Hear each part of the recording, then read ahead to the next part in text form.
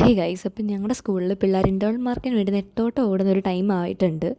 ഞങ്ങളുടെ half yearly മാർക്സും കാര്യങ്ങളിലേക്ക് ഞങ്ങളുടെ ഇൻ്റേണൽ മാർക്കും കൂടെ ആഡ് ചെയ്യാനുണ്ട്. അപ്പോൾ അതിന് വേണ്ടിയിട്ടുള്ള പ്രൊജക്റ്റും നോട്ട് സബ്മിഷനും ഹോംവർക്ക് സബ്മിഷനും അങ്ങനെ കുറേ കാര്യങ്ങളൊക്കെ ഉണ്ട്. അപ്പോൾ അതിന് വേണ്ടിയിട്ടുള്ള ഫസ്റ്റ് സ്റ്റെപ്പായിട്ടുള്ള ഈ ഒരു നോട്ട് ബുക്ക് സബ്മിഷൻ, അതിന് വേണ്ടിയിട്ട് ഇരുന്ന് ഞാൻ കഷ്ടപ്പെട്ടിരുന്ന് എൻ്റെ ഹോംവർക്ക് കംപ്ലീറ്റ് ചെയ്തുകൊണ്ടിരിക്കുകയാണ്. ഹോംവർക്കും ക്ലാസ് വർക്കും കൊടുക്കാനുള്ളതാണ്. അപ്പം ഞാൻ ആദ്യമേ തന്നെ എക്കണോമിക്സിൻ്റെ ഹോംവർക്ക് എടുത്തിട്ടുണ്ട്. അതെനിക്ക് കുറച്ച് കംപ്ലീറ്റ് ചെയ്യാനുള്ളൂ, പെട്ടെന്ന് തന്നെ തീരും. അപ്പോൾ അത് കംപ്ലീറ്റ് ചെയ്തിട്ട് വേണം അടുത്തതിലേക്ക് കിടക്കാനായിട്ട്. ഇത് ഭയങ്കര കുറച്ചേ ഉള്ളൂ, ഇച്ചിരി പെട്ടെന്ന് തന്നെ തീരും.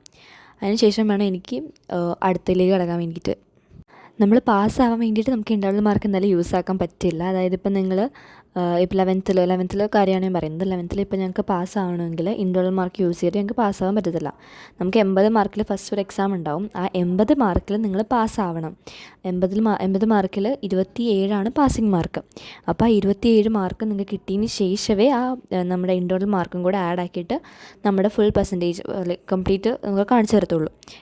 റിപ്പോർട്ട് കാർഡിൽ ആ ഒരു ഫുൾ പെർസെൻറ്റേജ് ഇട്ടിട്ട് നമുക്ക് കാണിച്ചു തരും. അതുകൊണ്ട് തന്നെ ഇൻ്റേണൽ മാർക്ക് നമുക്ക് അവസാനം മാത്രമേ ഉപകാരപ്പെടുകയുള്ളൂ. ഫസ്റ്റ് ഓഫ് ഓൾ പഠിച്ച് പാസ്സാവാൻ നോക്കണം. അതിന് ശേഷമേ ഇൻ്റേണൽ കൊണ്ട് ഉപകാരമുള്ളൂ. അപ്പോൾ ഞങ്ങളുടെ 9th അതിൻ്റെ ആവശ്യം ഇൻ്റേണൽ മാർക്ക് കൂടെ ഇട്ടിട്ടാണ് ഞങ്ങളെ പാസ്സാക്കി വിടുന്നത്. അതുകൊണ്ട് തന്നെ വലിയ ബുദ്ധിമുട്ടും കാര്യങ്ങളൊന്നും ഉണ്ടായിരുന്നില്ല. 9 പെട്ടെന്ന് സിമ്പിൾ പരിപാടിയൊക്കെ ആയിരുന്നു. പക്ഷേ +1 അങ്ങനെയല്ല.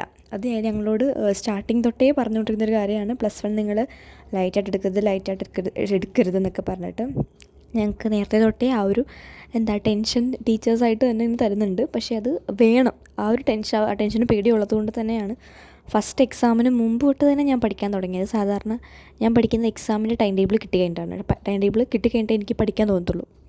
ടൈം ടേബിൾ കിട്ടി കഴിഞ്ഞിട്ട് എന്തൊക്കെയാണ് പഠിക്കാനുള്ളതെന്ന് ആദ്യമേ ഞാൻ എഴുതി വയ്ക്കും. എന്നിട്ട് 2-3 ദിവസം ഞാൻ പതുക്കെ ചെറുതായിട്ടൊക്കെ ഒന്ന് സ്റ്റാർട്ടൊക്കെ ചെയ്ത് വെക്കും. എന്നിട്ട് എക്സാമിന് 2 ദിവസം മുമ്പ് ഇരുന്നങ്ങോട്ട് പഠിക്കും. ഇതാണ് എപ്പോഴും ഞാൻ ചെയ്തുകൊണ്ടിരുന്ന പരിപാടി. പക്ഷേ +1 ഞാൻ അങ്ങനൊന്നും ചെയ്യാൻ നിന്നില്ല. സ്റ്റാർട്ടിങ് തൊട്ടേ അത്യാവശ്യം ഇരുന്ന് പഠിക്കുന്നുണ്ടായിരുന്നു. ആ റിസൾട്ട് എൻ്റെ പേപ്പറിൽ കാണാനുണ്ടായിരുന്നു. ഇംഗ്ലീഷും IP ഒഴിച്ച് ബാക്കിയില്ല. അതിന് നല്ല കോൺഫിഡൻ്റ് ആയിട്ട് തന്നെയാണ് പേപ്പർ എഴുതാൻ പോയത്. അതിനുള്ള മാർക്ക് എനിക്ക് കിട്ടുകയും ചെയ്തു. അത്യാവശ്യം നല്ല മാർക്ക് എനിക്കുണ്ടായിരുന്നു. BT1 അത്രത്തോളം അടിപൊളിയായിരുന്നു. എനിക്ക് ഭയങ്കരമായിട്ട് ഇഷ്ടപ്പെട്ടൊരു പേപ്പറുകളായിരുന്നു അതെല്ലാം. ഇംഗ്ലീഷിന് മാത്രം കുറഞ്ഞു. കാരണം ഇംഗ്ലീഷിന് ഞാൻ വലിയ ഇമ്പോർട്ടൻസ് കൊടുത്തില്ല. ഇംഗ്ലീഷിന് ഇമ്പോർട്ടൻസ് ഞാൻ ഇതുവരെയും കൊടുത്തിട്ടില്ല.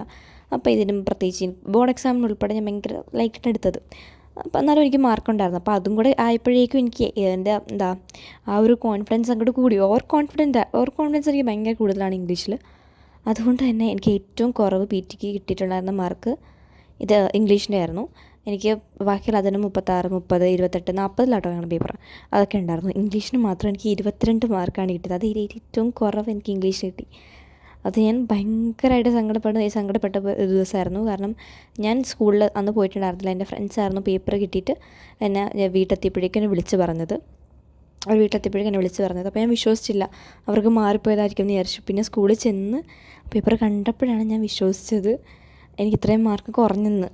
ഭയങ്കരമായിട്ട് എനിക്ക് സങ്കടമായിപ്പോയി. ഫസ്റ്റ് ടൈമാണ് ഇംഗ്ലീഷ് ഇത്രയും മാർക്ക് കുറഞ്ഞ ആ ഒരു പ്രശ്നം ഉണ്ടായിരുന്നു.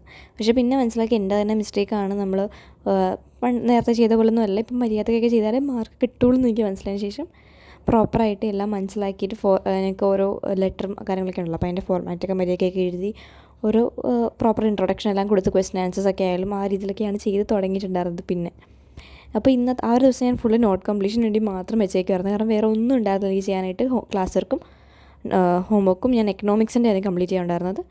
അത് നല്ല വെടിപ്പായിട്ടിരുന്ന് അങ്ങോട്ട് കംപ്ലീറ്റ് ചെയ്തിട്ടുണ്ടായിരുന്നു. പക്ഷേ ചെക്കിങ് ഉണ്ടായിട്ടുണ്ടായിരുന്നില്ല.